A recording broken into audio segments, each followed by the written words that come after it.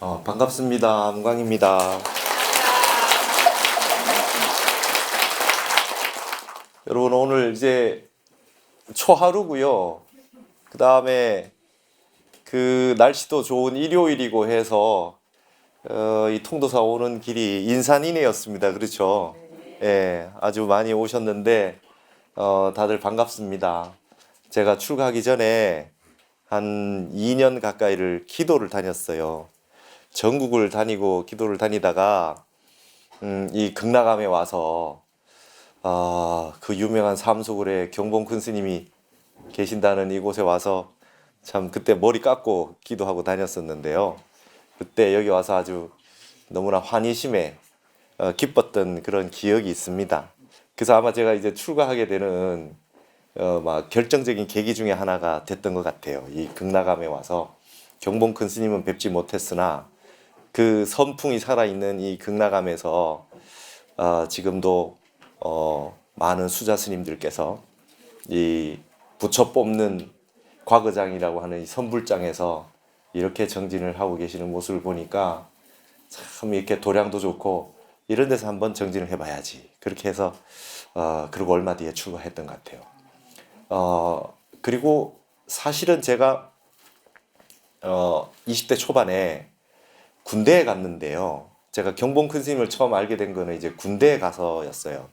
그래서 저 최전방에 강원도에서 이 상황병을 했어요. 이 DMZ 안에 상황이 벌어지면 관측을 해서 이제 전방에 보고하는 그 상황 정보 상황병을 하고 있었는데, 전방에 한 11시 12시가 지나고 나면 새벽에 한 3시 4시 될 때까지는 일이 없기 때문에 제일 중요한 게 이제 상황병이 안 자는 게 중요해요. 그래서 잠만 안 잔다면은 거기서 눈을 뜨고 있으면 뭐든지 해도 좋다 그래서 책을 읽게 해줬어요. 그래서 이제 그 연대 상황병이니까 저는 그때 뭘 봤냐면 안 졸리려고 제일 어려운 책들 봤어요. 시경, 제가 유교 공부해서 시경, 순자 이런 책들 보고 있었어요. 어려운 책들. 밖에 나가면 재미난 책들 보겠지만 막 어차피 봐야 되는 게 이런 거 봐야 되겠다. 근데 그 옆에 있었던 그 고참님이 경봉 스님 말씀을 보고 있었어요. 경봉 스님 말씀. 그래서 그게 뭡니까? 이랬더니 내가 양자역학을 전공하는데 내가 전공하는 부분은 현재 벌어지고 있는 이 현실의 물리학으로는 도달하기가 어려운 내용들이라는 거예요. 이론 물리학인데. 그래서 그때 보니까 그분이 반야심경이나 불교 이론도 보면서 불교 교학보다도 선사상, 큰 스님들 선사상에서 양자역학과 관련된 부분들을 너무 개발을 많이 봤는데요. 아마 제가 알기로는 지금 교수로 계신 걸로 알고 있는데요. 그래서 이제 그때 경봉 스님 말씀이라는 책을 처음 접했어요. 거기 보니까 가장 인상 깊었던 게 사바세계를 무대로 연극 한 판 멋지게 살아라는 거잖아요. 스님이 그렇게 법문을 하시더라고요. 그래서 아주 그때 그 감명 깊었는데, 그때 이제 그랬던 장병이 출가를 해서 이렇게 극락암에 와서 이렇게 많이 다 있습니다. 그래서 참 저는 늘 얘기하는 게, 지금 과연 우리 경봉 스님께서 이 써놓으셨던 이 삼속을 일지하고 이런 법어를 지금 우리 젊은 친구들이 과연 몇 명이나 볼 수 있겠냐. 수십 년 사이에 너무 그냥 이 전통이 많이 끊어진 거 아닌가 생각이 들어요. 이거 이제 잘 읽을 수 있는 사람이 없어요. 왜 한문 교육을 안 하는지, 왜 한자를 좀 익혀서 이렇게 다 보게 안 하는지 참 아쉬운 거죠. 그래서 저는 BTN에서도 한문 강의를 하고 이제 한자로 된 걸 강의를 하고 그렇게 해요. 경봉 스님이 80년대에 입적을 하셨는데 지금쯤 어디 안 오셨겠나, 뭐 이런 생각이 막 들고, 요즘 같은 세상에 누가 스님을 해, 뭐 이제 한국을 세계로 알리는 걸 해야지 이러고 계실 수도 있겠어요. 그러나 제가 가나선이라든지 한국 불교라든지 우리 한자로 되는 한문 경전이라든지 이런 걸 꾸준하게 강의를 하고 얘기를 하는 이유는, 그러시던 분들이 이 세상에 다시 와서 전생에 당신께서 하셨던 그 어떤 책이든 법문이든 이런 것과 인연이 되신다면 뭔가 새로운 빅뱅이 한번 일어나지 않겠나 그런 생각이 들어서 제가 하고 있습니다. 그리고 한국 불교의 중흥은 그렇게 한번 크게 공부를 펼치셨던 분이 한 번 오셔서 법화를 펼치면 그런 분들이 오시면 또 많이 살아나는 거 아니겠어요? 제가 출가하고 나서 얼마 안 있어서 큰 스님들이 한꺼번에 많이 입적하셨어요. 한 달에 막 2분씩. 저 기억납니다. 뭐 관흥 스님, 청화 스님, 우리 해암 스님, 밑에 숭산 스님 막 1년에 몇 분씩 큰 스님이 막 입적해서 가시는 걸 봤거든요. 그분들이 다시 다 오신다 그러면 아마 새로운 중흥기가 이루어질 것 같고 우리는 그때까지 전통을 잘 유지해서 이어드리면 되겠다 이런 생각을 해서 제가 요즘 자주 하고 있는 말이 버린 것들의 역습 이런 말 씁니다. 우리가 버린 것들의 이제 역습을 받아요. 한문 버리고 간화선 버리고 뭐 이렇게 하면 나중 가면 우리 전통이 남아있지 않으면 여러분 서울 와보시면요. 서울의 경복궁 근처에 북촌에 가면 그 옛날 집이 우리나라 옛날 집이 북촌 서촌 얼마 안 남아 있어서요. 외국인들이 그게 바글바글 거려요.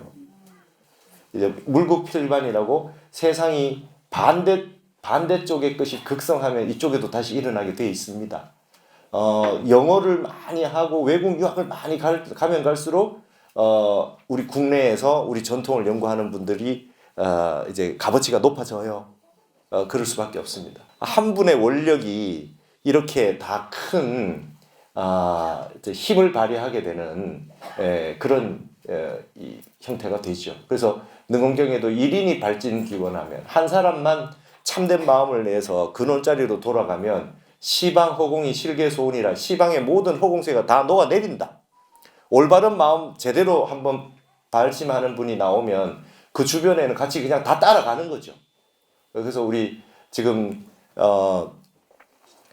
안국 스님께서 이렇게 천독하자 매일 해가지고 100일마다 이렇게 해서 금강경 독성을 하자라고 이렇게 발언을 하셔서 이렇게 많은 일들이 벌어졌지 않습니까? 이제 한 분의 발심이 이렇게 큰 역할을 하게 됩니다. 그래서 어쨌든 이렇게 수행하고 공부하자고 맨 앞에 나서주시는 어른이 계신다는 것은 큰 복이고 여러분 기쁨입니다. 우리 스님께도 박수를 한번 부탁드립니다. 저도 이제 그 타너 스님 금강경 5가의 책 번역해 놓은 걸로 이제 교재를 사면서 공부를 했잖아요. 거기 보면 조선시대 때 하모득동 스님의 금강경 설이라고 해서 그걸 이제 그 주석으로 쓰셔서 타너 스님 개인적인 주석까지 해서 금강경 7가해가 되던데 선문염송이 여러분 이제 금강경 이런 그 우리 경전을 그 독송을 하시면서도 늘 가장 그 근간에 두셔야 되는 건 선이에요. 선. 마음 끊어진 세계. 한 생각 일어나지 않는 세계. 여러분 금강경도 결국 응무소주와 이생기심 2가지밖에 안 남아요. 그렇죠? 마음을 다 비워서 텅 비워가지고 무주. 마음이 주하는 바 없는 거. 그게 다 아상, 인상, 중생상, 수자상 다 이 상이 끊어지는 세계가 응무소주고요. 그리고 나서 한 생각 없는 그 끊어진 세계에서 한 마음 일어나는 거. 그 세계가 이제 진공에서 묘유가 나오는 세계가 될 겁니다. 그렇게 해서 이 세상에 일어나는 모든 현상들을 그렇게 보아야 된다. 있어서 있는 것이 아니라 있기 이전의 세계에 모든 것이 끊어진 세계에서 모든 게 나온단 말이죠. 진리의 세계가. 그래서 모든 상은 허망하다는 거죠.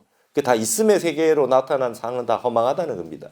우리 몸도 없어지고 뭐 물질도 없어지고 다 없어지는 건데 영원하지 않기 때문에 그 상이 끊어진다기 때문에 응무소주에서 이생기심 해야 된다는 건데 딱 금강경 5가에 맞아. 여러분 여시아문 할 때 아난존자가 여시아문 했을 때 여시를 여자 시자 따로 이렇게 딱 주석을 달아놨어요. 예전에 큰 스님들이 5가에 보면 여와 시가 뭐냐 이와 같이라고 하는 게 뭐냐 딱 여와 시라고 하는 그 근본을 딱 뭐냐면 유와 무의 세계가 끊어진 세계래요. 그게 여시랍니다. 그러니까 내가 듣는데 이와 같이 들었다라고 하는 거 이와 같이라고 하는 게 바로 그와 같은 세계를 다 담고 있다는 겁니다. 그래서 유무가 끊어진 세계, 불의의 세계, 그 세 개를 다 알려준다 이렇게 얘기해놨는데 선문염송에 보면 금강경에 법회 인유본에서 모든 게 끝났대요. 법문 시작하기 전에 법문이 이미 끝났답니다. 뭐 여시아문 일시불 해서 사위구 기수구 고도구에 쭉 가가지고 나중에 부자이자 하셨다. 이제 바로 공양하시고 그죠? 쭉 1250 대중과 함께 탁발하셔가지고 이제 진시에 탁발 나가서 사시에 공양하세요. 그렇기 때문에 하루 한 번밖에 못 나가기 때문에 부처님 맞이 점심 때 한 번 올리는 겁니다.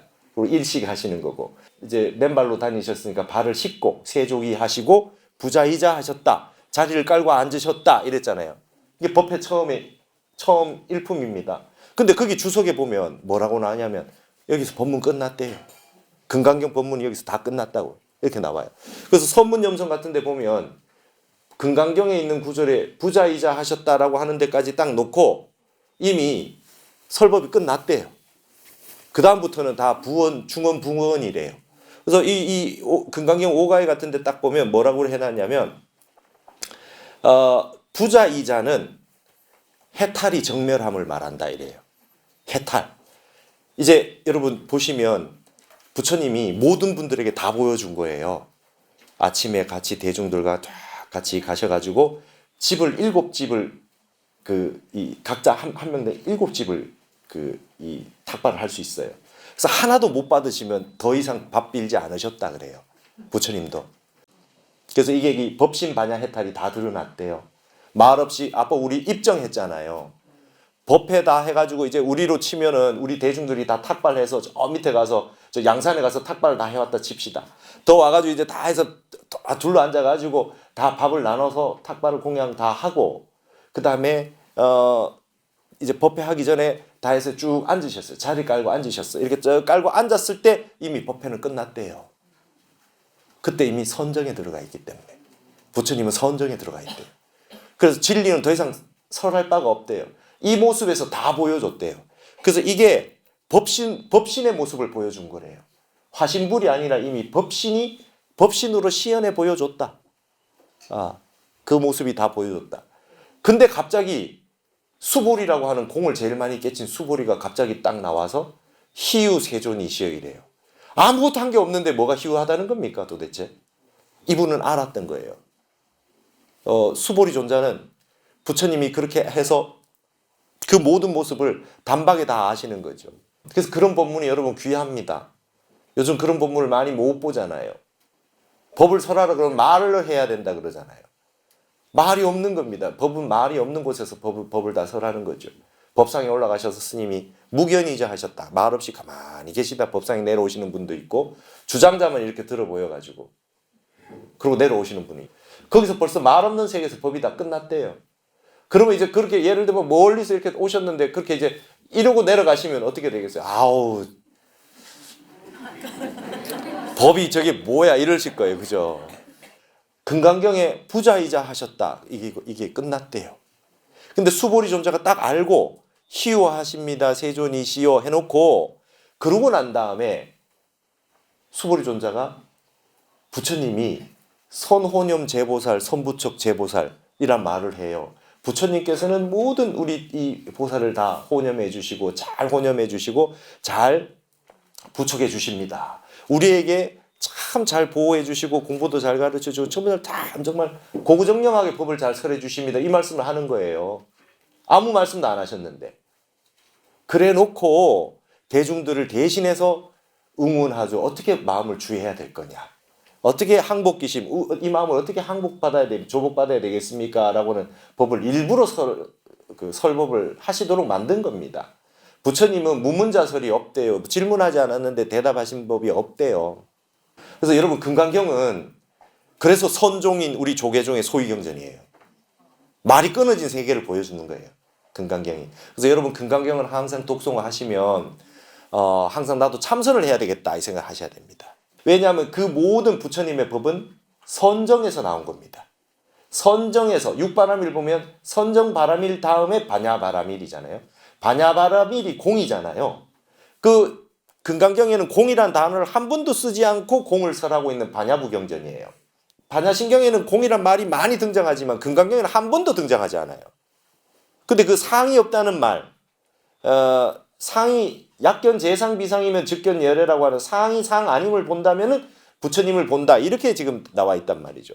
열애를 본다라고 하는 말도 옳지 않다 그래가지고 상이 상 아님을 본다 하더라도 즉 불견 열애라 조사스님이 이렇게 해요. 그래도 열애는 못 봐.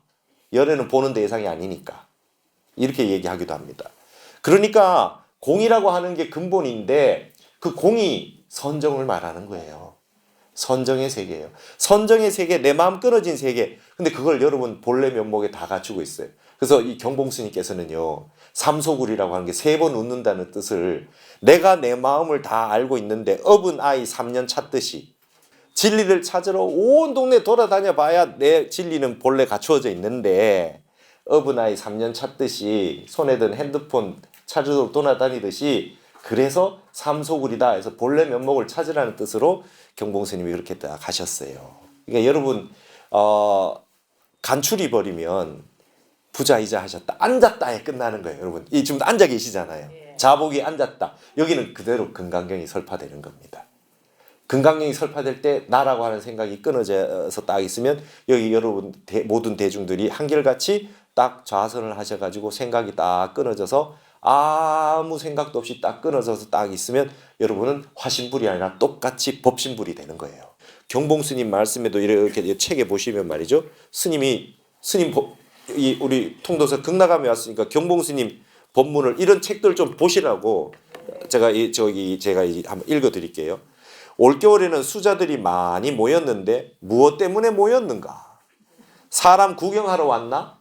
놀러 왔나? 아무것도 맞지 않는 말이고 다만 이 자리 하나 밝히려고 모였는데 이 자리가 무엇인가?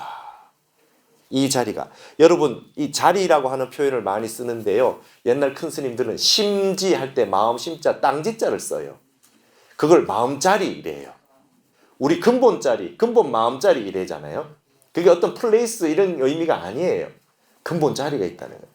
그 자리 하나 찾으려고 여기 지금 다 선원에 들어왔다. 그러시면서 딱 말씀하시기를 금강경에 부처님께서 밥 짜시고 바루를 거두고 발을 씻고 자리를 펴고 앉는 이 소식 하나 알려고 온 것이다.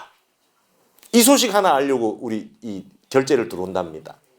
우리 수자들은 수행을 잘해서 불조의 해명을 이으려고 하면 전륜성왕 3번 될 복이 있어야 된다 그랬대요.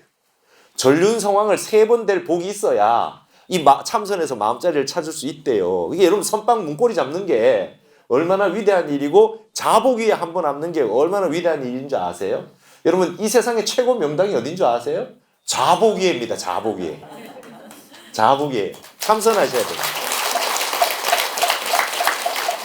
좌선이라는 책을 혹시 보신 적 있어요?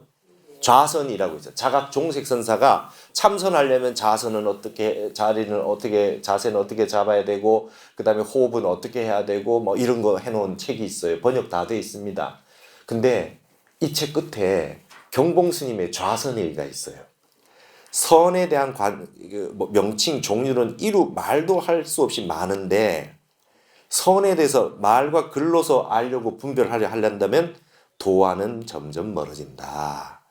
그래서 제일 중요한 거는 참선은 스승이 있어야 된대요. 그래서 선지식을 챙겨내서 이 종문에 딱 들어오고 여기에 딱 들어왔다면 일체 과학과 평소에 아는 것을 조금도 남겨두지 말고 끊어야 된대요. 여러분 과학을 끊으래요. 여러분 지금 보면 과학이 발전했죠. 불교보다 더 발전한 것 같지요. 그러나 여러분 과학도 아직까지 발견하지 못한 게 너무나 많아요. 점점 세상이 가면 이 과학이 발전하면 발전할수록 이 부처님 말씀의 진리를 지금 증명해내고는 있으나 아직까지 과학도 갈 길이 멀다. 갈 길이 멀어요. 우리 마음 근본의 마음자리 텅 빈 자리를 어떻게 과학으로 다 증명을 하겠습니까?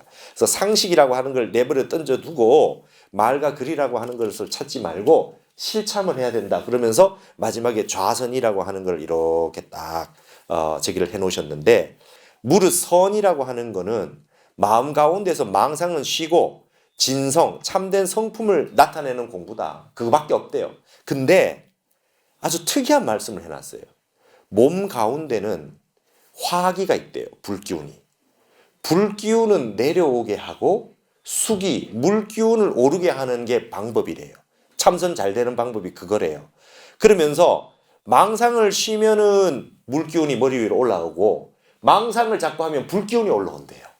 생각이 많으면 머리가 뜨거워져요. 그러면 참선하고 반대가 된대요. 아래로는 불 기운이 내려오고 물 기운이 위로 올라가면 몸과 마음이 맑고 깨끗해져서 정신이 상쾌하여진대요. 그래서 그러하지 못하고 망상을 많이 피우면 점점 머리 위로 불 기운이 올라가 가지고 정신에 맑고 깨끗한 광명을 뒤엎는데요. 그걸 화택이라 그래요. 여러분 집에 불 난 게 아니라 머리 위에 불 기운이 올라가는 게 화택이에요. 여기서 스님이 하시는 말씀이 이래요. 좌선하는 방법이래요. 이래 하시래요. 좌복을 펴고 반가부자 하셔도 된대요. 반가부자 안 되면 다리 한쪽만 올라가는 결가부자 안 되면 반가부자만 하는데 그게 안 되면 평자 하셔도 됩니다. 그런데 앉은 뒤에 어쨌든 허리가 또 펴게 허리를 또 펴가지고 곧게 이렇게 해서 자세를 취하는 게 중요하대요. 여러분 앉으면 다리가 아프죠? 예, 안 앉아 있으니까 아프죠. 외국인들 자선 잘 못해요. 우린 옛날에 자리에 많이 앉아가지고 그나마 낫죠. 근데 현대인들은 의자에서 생활 많이 하니까 현대인들은 자선을 더 못합니다. 근데 이 자선을 부처님 앉아 계시죠? 편안해 보이지 않아요? 백회에서 회음부까지 일자가 딱 되고 저절로 삼각형이 딱 되면서 몸의 무게중심이 하단전에 딱 되기 때문에 이 자세가 그래도 가장 선정에 들기 좋대요. 근데 경봉스님이 좌선에서 이런 말씀하세요. 온몸의 힘을 아랫배 단전에 모아서 일념 주착도 없이 한 생각도 집착하지 말고 생각은 텅 비우고 마음은 하단전에 마음을 두래요. 오, 여러분 이런 본문 해놓으셨어요. 그러면서 단전의 기운이 머물러 있는 것만 어림대중으로 그냥 대충 그렇게 생각할 막 거기에다 막 집착을 하지는 말고 마음으로 대중 집착 이렇게 대충 하되 방심하면 안 된대요. 방심하면 흐릿해져 버리잖아요. 그죠? 마음은 모으고 있어야 된다는 거예요. 근데 이 하단전에 있는 마음의 어떤 그게 풀어지기 방심이 되면 안 되니까 챙겨야 된대요. 근데 기운이 그게 딱 있으면 일단 우리 몸이 알아서 자동으로 불기운은 내려오고 물기운은 올라가게 되는 모양입니다. 그러면 일단 이렇게 되는 겁니다. 여러분 누가 나한테 뭐라고 얘기를 할 때 감정이 일어나면 이 가슴에서 감정이 일어나고 머리에 생각이 일어나잖아요. 생각이 일어나고 감정이 일어나는 거 이게 내 마음이 아니에요, 여러분. 예. 핸드폰을 밖에서 찾는 거지. 이 내 마음이 아닙니다. 일어났다 사라지는 마음은 내 마음이 아니에요. 본래 마음이 아니에요. 그게 속지 말고 그런 게 있을 때마다 화두를 하단전에 두는 거래요. 그래서 여러분 여기 보시면 경봉스님께서 늘 화두를 하단전에 두라 이렇게 얘기하세요. 여러분 이게 무슨 소리냐면 그럼 막 단전이라고 하는 걸 찾아가지고 또 이렇게 얘기하면 집착을 하려고 할까봐 좀 근심이 되긴 하나 우리의 본 고향이 어떤 센터가 하나 있대요. 여러분 머리가 아니라는 거예요. 뇌가 아닙니다. 우리 한의학에는 말이죠. 오장육부에 뇌가 없어요. 그렇죠? 뇌가 없어요. 그리고 마음이라고 하는 감정도 아니에요. 근데 하단전이라는 데가 있는데 서울 가면 서울 톨게이트 광장을 지나야 되듯이 여기를 반드시 거친다는 거예요. 호흡은 고르게 하는데 들여 마시는 숨을 조금 길게 하고 내쉬는 숨은 조금 짧게 하래요. 여러분 다른 데는 반대로 돼 있어요. 그죠? 들이마시는 건 짧게 하고 내쉬는 건 길게 하라고 나와 있어요. 그럼 어느 게 맞아요? 경보스님 반대로 했는데 어느 게 맞아요?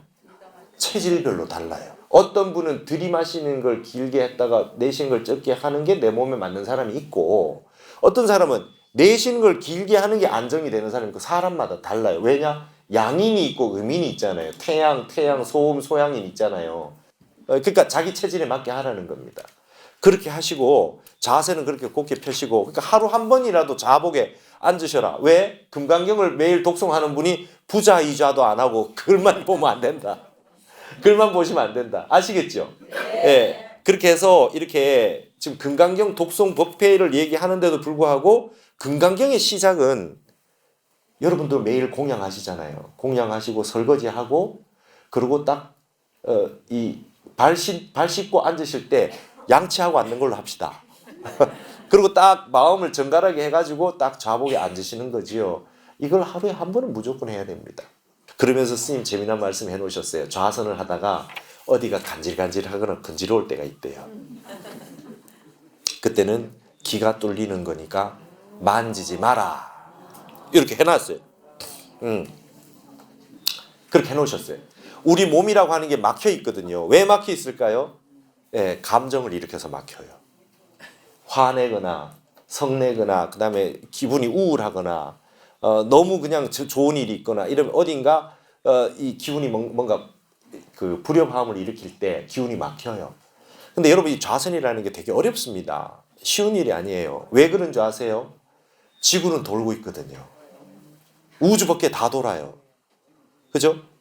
모든 행성들이 다 돌고 있죠. 우리 몸에 있는 피도 돌고 있잖아요. 우리 몸이라고 하는 게 끊임없이 움직이고 있으니 가만히 안 움직이고 가만히 있으면 지가 알아서 몸이 움직여요. 막힌 곳을 뚫어요. 그럴 때 근지럽고 간지럽고 막 그렇대요. 실제 그렇죠? 경험 많이 해보셨죠? 그럴 때 손을 대지 마라. 이렇게 놓으셨어요. 그러니까 그리고 눈은 반쯤 뜨고 있는 게 좋다. 좌선할 때. 근데 좌선위에 보면 무조건 눈을 떠라고 돼 있어요. 근데 여러분 윗바사나 하는 분은 눈 감죠? 감죠? 근데 어떻게 하면 됩니까? 눈을 뜨는 게 맞습니까? 감는 게 맞습니까? 큰 스님이 뭐라 했냐면 눈을 뜨는 이유는 수마를 제거하기 위해서래요. 잠이 온대 눈을 감으면. 눈을 감으면 잠이 오니까 웬만하면 눈을 뜨라는 거예요. 근데 뭘 눈을 뜨고 뭘 꼬라보는 게 아니라 눈을 뜨고 응시만 하고 있는 건데 부처님 보시면 딱 자세를 다 가르쳐 주시죠. 반개하셨는데 뭘 꼬나보고 있지 않잖아요. 눈은 뜨고 계신데 그게 뭐를 꼬려서 이렇게 아주 집중해서 보는 게 아니라요. 응시할 뿐이에요. 잠 귀신이 들어오지 않기 위해서. 여러분 공부하다가 생기는 마장은요 전부 마구니가 군대를 보낸 거예요. 마왕 파순이가. 그럼 공부 잘했다는 걸 아시면 됩니다. 경을 막 읽고 있다가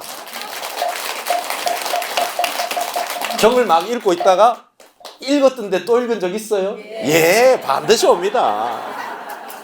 읽었는데 또 읽고 있어요. 읽다가 자고 있고요. 그죠? 그러니까 여러분 공부가 왜 안 됩니까? 왜 안 됩니까? 맨날 얘기하는 사람은 공부 되는 줄 아셔야 돼요. 공부 잘 된다는 분들 보면 대체적으로 다 이상해요. 공부 잘 된다는 분, 관세음보살 와서 막 만져 죽디다, 이런 분들, 이제 공부 다 됐다는 분이, 공부 됐다는 분 거의 없고, 공부 열심히 하시는 분들은, 스님 죽겠어요. 공부 왜 이리 안 됩니까? 그러니까 여러분, 이제 금강경 어떻게 하는지 아시죠? 네. 마장이 많이 온다. 네. 그리고 마장이 많이 오면 공부 잘 된 줄 알고, 공부 잘 된 게 뭐가 막 보인다, 이런 분이 있어요. 뭐가 막 보인다. 와, 갑자기 눈앞에 세계가 펼쳐지면서 이러면 이제 큰일 났다는 걸 빨리 아시네. 빨리 큰일 났다. 지금 이게 환희마가 지금 작정을 했다. 부처님 마지막에 마구니가 마왕 파순 딸이 3명이 왔어요. 그죠? 딸 3명이 와가지고 변장을 해가지고 와가지고 그 유혹을 한단 말이죠. 마지막에. 일단 공부가 잘 될 때는 굉장히 그때는 안 좋은 겁니다. 그래서 공부 제일 잘하는 사람들은 그런 게 나타날 때마다 뭘 합니까? 공부 좀 하자 제발. 왜 이런 게 보여? 그러니까 우리가 보는 세계가 있고 보지 못하는 세계 있어요. 보지 못하는 세계 봐봤다 몇 푼어치 안 돼요. 제일 중요한 건 우리 근본 마음을 봐야 됩니다. 그래서 우리 몸이 수승하강을 할 때 도교에 그래요. 차가운 기운이 위로 가고 따뜻한 기운이 내려오는 게 이게 이제 돌아야 되는데 기운이 돌아야 되는데 어디에서 그게 끊어지냐? 입에서 끊어진대요. 입이 열려 있잖아요. 그죠? 그러니까 기운이 입을 말을 많이 하면 기운이 빠져요. 그래서 가만히 힘들다 싶을 때는 입 열고 잠자면 헛방이에요. 혀를 입천장에 붙이면 그 기운이 돈대요. 그래서 이 힘을 주지 말고 혀를 이렇게 한번 해보시겠어요? 혀를 이빨 뒤에 있는 경국에 딱딱한 우리 구개음화 할 때 그죠? 경구개로 딱딱한 입천장 있지요? 거기에 혀를 혓바닥 전체를 이렇게 그냥 편안하게 붙여보세요. 그러고 있으면 호흡은 입으로 못하지요. 코로 하셔야죠. 그 상태로 있고 마음은 하단전에 두시는 거예요. 그러면 기운이 돈대요. 이걸 오토매틱으로 돈대. 이걸 자성이라 그래요. 우리 몸은 다 그렇게 돼 있답니다. 그리고 생각을 많이 안 하고요. 마음은 하단전에 단전주. 경봉 큰 스님 그러시죠. 단전주. 마음은 하단전에 딱 두고 입천장은 입은 혀는 입천장에 딱 대고 마음을 평온하게 하고 그다음에 머릿속에 생각을 없애고 가슴에 있는 감정 다 없애고 하단전으로 마음을 보내서 가만히 있는데 가만히 있으면 생각이 끊어지지 않고 유주상속하니 갑자기 공으로 들어갈 수는 없으니 한 가지 생각을 한다. 그게 지속이 되면 사마타 삼매가 되고 거기서 한 생각 일어났는데 딴 생각 일어난 걸 빨리 딱 알게 되거나 캐치를 딱 하는 걸 그걸 윗바사나라고 하면 됩니다. 우리 화두 드는 분은 딴 생각 일어났구나. 내가 화두를 놓쳤구나. 알아차림. 딱 알아차리고 나서 다시 하시던 걸 일념을 하는 걸 딱 하시면 된다. 그래서 마음을 평안하게 딱 계시면 기운이 저절로 돕니다. 좌선을 익히는 거는 다리가 아프고 망상이 일어나서 괴롭다. 이건 누구나 똑같다. 그러나 다리가 아프면 잠깐 바꿔도 괜찮다. 잠깐 괜찮다. 그리고 망상이 일어나도 괜찮다. 망상은 늘 일어나는 거니까. 하지만 망상은 일어나는 거다. 화내지 말고 빨리 알아채고 망상 안 일어나는 걸로 계속 노력할 뿐이다. 다리가 늘 아프는데 매번 자주 바꾸면 끊임없이 결국은 바꿔야 되니까 한번 좀 참아보셔라.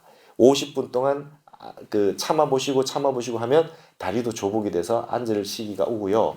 그 다음에 딴 생각 일어나는 것도 지지 마시고 끝까지 일념으로 가는 걸 자꾸 하시다 보면은 괜찮아진다. 마음이 되는 순간이 온다. 그리고 이상한 경계가 일어나면 큰 스님 일어나셨어요? 어떠한 경계가 나타났다 할 때 딱 떠올려야 된대요. 요망스러운 일이로구나. 요망스러운 일이 일어났으니 신경 쓰지 말고 심상하게 그냥 보통 일이라고 생각하고 넘겨라. 이렇게 가다 보면 결국 물아가 일치한다. 바깥 세계와 나라고 하는 게 따로 없이 일념이 지속이 되다 보면 상이 끊어져서 일념이 쭉 지속이 되면 시간과 공간이 끊어져 가지고 진경, 참된 경지가 도달하게 된다. 그러면 이제 이것보다 마음이 편안한 일이 없다. 그래서 경봉 스님이 그렇게 말씀하셨습니다. 그러니까 화두 드시는 분은 내 화두는 단전에 있다. 이러면 여러분 오래 화두를 드실 때 머리로 생각으로 언어로 가슴으로 드는 게 아니라 항상 내 단전에는 화두가 딱 들려있다 생각하고 딱 생각을 할 때마다 머리로 생각하는 게 아니라 내 하단전이 단전을 이렇게 하고 있다 하고 계시면 나중에 저절로 화두가 화두는 단전에 들려있는 거죠. 경봉 스님이 여기 계실 때만 해도 전국의 수자 스님들이 공부하러 다 왔는데 그때만 해도 다 화두 공부를 하셨어요. 요즘은 선방에도 화두 공부 안 하고 다른 거 하는 분도 있고 다 그렇습니다. 근데 제가 해보니까 그래도 가장 믿을 만한 그 공부가 화두 공부인 것 같아요. 저는 그냥 평생 하기로 했어요. 그래서 이 스님께서도 여기 단전에 대해서 얘기하시면서 이 선가의 얘기 아니냐, 신선선자, 도교 얘기 아니냐. 근데 그렇지 않다. 역대 조사 스님들이 이 말씀 해놓은 게 많아서 일본의 이 도겐 선사, 그죠? 그 다음에 학구인 선사, 백은 선사, 그 다음에 중국의 천태 지자대사 이런 분들 다 얘기해가지고 단전이라고 하는 건 도교의 얘기인 것 같지만 그렇지 않다. 불교에도 많이 했다. 몸은 똑같은 몸인데 여러분 기독교 몸 따로 있고 뭐 도교 몸 따로 있고 유교 몸 따로 있어요? 불교 몸 따로 있어. 똑같은 몸인데 그러니까 몸에 일어나는 현상 다 똑같으니까 지혜로 삼아서 도움이 된다면 그걸로 열심히 해라 이렇게 하셨어요. 그래서 여러분 참선을 한번 쭉 해보셨으면 좋겠습니다. 여러분 여기에 경봉 스님께서 글씨를 너무 멋있게 서예를 쓰셔가지고 제가 출가하기 전에 글씨를 좀 썼는데요. 오자마자 경봉 스님 글씨를 보고 그냥 환희심이 났어요. 큰 스님 글씨 보는 게 제 삶의 낙이었어요. 얼마나 큰 스님 글씨가 불계공졸이에요. 잘 되고 못 되고 계획하지 않아요. 아주 마음이 막 그냥 그 글씨를 보고 저는 해탈을 얻었어요. 마음의 해탈을. 잘 쓰고 못 쓰고 생각할 필요가 없다. 큰 스님이 마지막에 여기 명정 스님께서 마지막 입적하실 때 질문을 했어요. 스님 안 계시면 수십 년을 시봉을 하셨으니까 스님이 안 계시면 스님이 너무 보고 싶을 텐데 그러면 우리는 어떻게 해야 됩니까? 이랬대요. 그때 마지막 말씀이 뭡니까? 야반삼경에 문빗장을 만져보거라 그랬어요. 여러분 이건 벽암록 8칙에 나오는 공안이에요. 제가 2007년에 해암 스님한테 받았던 만법기 화두가 한번 타파가 돼가지고 부산 해운정사의 진재큰 스님을 친견하러 가서 법거량을 하고 받았던 화두가 바로 이 공안이었어요. 관자 화두라는 게 있어요.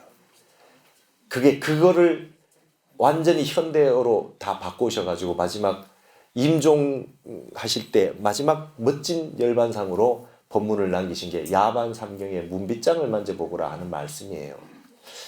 옛날에 여러분 운문선사라는 분이 있었어요. 운명종에. 그분이 취암선사라고 하는 분의 도량에 가서 결제를 하셨어요. 근데 이 취암선사도 아주 큰 스님이셨는데 이분이 해제철이 돼가지고 한철 내내 법문을 설을 많이 하셨는데 마지막에 법상에 올라가서 그러셨대요. 내가 한철 내내 하한거 기간 동안 법을 많이 설했는데 간, 취암, 미모제마 내 눈썹이 이 노승의 눈썹이 남아있는지 한번 봐라. 네? 법을 설했는데 눈썹이 남아있는지 안 남아있는지 한번 봐라 그랬대. 근데 그때 도인 스님들이 많이 사셨던 모양이에요. 보복 스님이란 도인 스님이 딱 일어나더니 작적인이 심옵니다 그랬어요. 도적질한 사람 마음이 허하군요. 도둑이 제발 저리네 이 소리죠. 그죠? 네? 법을 되게 많이 설해가지고 도적이 제발 저리네 이렇게 얘기했다는 거예요. 장경선사라고 하는 분도 도인이에요. 그분이 일어나서 생야라 눈썹이 났군요 이래요. 거꾸로 눈썹이 났네요 이랬어요. 근데 운문선사가 딱 일어나더니 빗장관자 관 이랬대요. 문빗장 아시죠? 여러분 옛날 문에 이렇게 옛날 문 있잖아요. 뭐 요즘 민속촌 같은 데 가면 아시죠? 문 닫고 안쪽에서 이렇게 거는 거. 이걸 문빗장이라 그래요. 이게 빗장 관자 관이에요. 이게 세관할 때 씁니다. 관문. 그렇죠? 관문이라고 써요. 운문선사는 뭐를 물어봐도 한 글자로 말하는 경우가 많았어요. 그래서 빗장 관자 관 그랬대요. 자, 내가 한철 내내 법을 많이 설했는데 내 눈썹이 있는가 한번 보시오 했더니 운문선사가 빗장관자 관 했대요. 이게 아주 멋진 명답이라고 해가지고 유사일에 남아있어요. 향상구 법문이에요. 명정스님이 스님이 뵙고 싶은데 스님을 보고 싶은데 스님을 보려면 어떻게 해야 됩니까? 야반삼경에 문빗장을 만져봐라 이랬어요. 여러분 벽암록 8칙에서 온 걸 아시겠습니까? 눈썹이 있는지 없는지 보라 했는데 빗장관자 관 했는 운문선사하고 스님이 보고 싶으면 어떻게 합니까? 그러니까 문빗장을 만져보라 했다 이 말입니다. 이렇게 변형이 돼 있죠. 말이 바뀌었죠. 그러나 스님이 마지막 입적하는 순간에 이렇게 말씀을 하셨다. 경봉선사께서. 아주 위대한 일이 아닐 수가 없어요. 저도 출가한 지 그때 2007년 아닙니까? 그러니까 저도 지금까지 화두 드는 가장 많이 드는 화두가 관자 화두예요. 이거 선정례도 들어봤고 어째서 관이라 했는고 운문선사는 어째서 관이라 했는고 아마 명정스님 시자를 보셨던 명정스님 입적하셨지만 스님도 경봉스님이 보시고 싶을 때마다 저 문빗장을 생각을 하셨을 거라. 자 그러면 제자가 보고 싶을 때 어떻게 해야 됩니까? 할 때 그 문빗장을 만져보면 큰 스님을 만날 수 있으려나 하는 생각으로 늘 문빗장을 만져보시면서 큰 스님을 생각을 하시는데 화두가 된 거죠. 그렇죠? 이렇게 법을 설하고 하셨다. 이게 우리 경봉선사십니다. 그러니까 오늘 이제 천일 그 금강경 독송을 하는 이 부분에서 금강경에 많은 부분이 있는데 부자이자라고 하는 부분을 얘기를 하고 좌복에 앉으셔라. 부처님께서 발을 씻고 바로 공양이 다 끝나고 난 다음에 모든 걸 각자 자기 살림살이 자기 일상을 다 마치고 난 다음에 좌복에 앉으셨을 때 이미 법신이 드러났고 여기에서 적정 열반 해탈의 경지가 다 드러나 보여줬다. 그래서 수보리 존자가 희유하십니다. 라는 말씀이 나왔다라고 하는 조사 스님들의 금강경 이 오가의 내용이 다 있는데 그거와 더불어서 이 극락하면서 이 그 법회를 금강경 독송 법회를 시작을 하면서 오늘 이제 참선을 하시자. 그리고 경봉 스님의 좌선의를 여러분들에게 한번 읽어드렸습니다. 그리고 경봉 선사께서 마지막으로 입적하시면서 이 세상에 남겨놓은 법문, 그 법문이 바로 야반삼경의 문빗장을 만져보거라. 관자 화두를 남기고 가셨다. 그 말씀을 해드리고 싶었습니다. 제가 처음에 절에 와서 화두 들고 계시는 스님을 보고 출가하면 해야 되겠다. 나도 저같이 출가하면 해야 되겠다. 그리고 큰 스님 법어집을 보고 있는 군대에서 보고 있는 선배 고참의 그 어떤 책이 경봉 스님 말씀이었고, 그리고 제가 들고 법거랑에서 막혀서 받은 화두가 관자 화두였고, 큰 스님의 마지막 남기신 법문이 야반삼경의 문빗장을 만져보거라 하는 거였습니다. 여러분 이제 무엇이 급하십니까? 휴급소에 가실 때마다, 해우소에 가실 때마다 내 인생에 가장 급한 게 뭔고? 내일 내가 이 몸을 버리고 저 어떤 세상을 간다고 할 때 나에게 가장 급한 게 뭐냐? 내 인생의 보물 1호는 뭐가 돼야 되겠냐? 화두가 되든 연불하는, 여러분 여기 경봉스님 그 연불 만일 연불을 하셨어요. 진짜 만일 27년을 남아미탑을 연불하시는 연불에도 이끄셨어요. 화엄 살림을 하셔서 화엄 전체 법회가 아직도 이루어지고 있어요. 참선도 시키셨어요. 여러분 무엇을 하느냐는 중요하지 않아요. 어떻게 하느냐가 중요합니다. 만일을 한다고 생각을 하시고, 그렇게 해서 여러분들이 가장 급한 일이 뭐냐? 내 인생에 가장 급한 일이 뭐냐? 머리에 불 붙은 것처럼 생각하고 이번 생은 한 생에 태어나지 않은 것처럼 생각하고 정진해라 라고 하는 게 여기에 극락암에 계셨던 경봉스님 말씀입니다. 여러분 경봉스님이 늘 하시는 말씀이 그랬습니다. 극락에는 길이 없는데 여기는 왜 왔노? 그죠? 극락에 가는 길이 없는데 왜 왔노? 버스 타고 왔습니다. 차 몰고 왔습니다. 그래가지고는 안 되죠. 왜 왔노? 여러분 이제 입자를 잘 하시고 정진을 잘 하시고, 저도 매일 어쨌든 되든 안 되든 매일 합니다. 되든 안 되든 늘 공부는 안 되기로 돼 있어요. 그랬으면 우리 태어나지도 않았어요. 공부 잘하는 사람은 여기 없어요. 공부 다 끝났으면 벌써 저기 가섭불하고 뭐 이렇게 같이 있었을겠지. 벌써 끝이 났을 겁니다. 그러나 우리가 사람 몸을 받아서 불법을 만나서 이렇게 좋은 도량에서 한국의 이 좋은 이 백두대간에 태어나서 이렇게 정진을 할 수 있는 인연을 만났으니까 이번 생 남은 인생 공부하다가 죽읍시다. 오늘 이걸로 마치겠습니다. 감사합니다.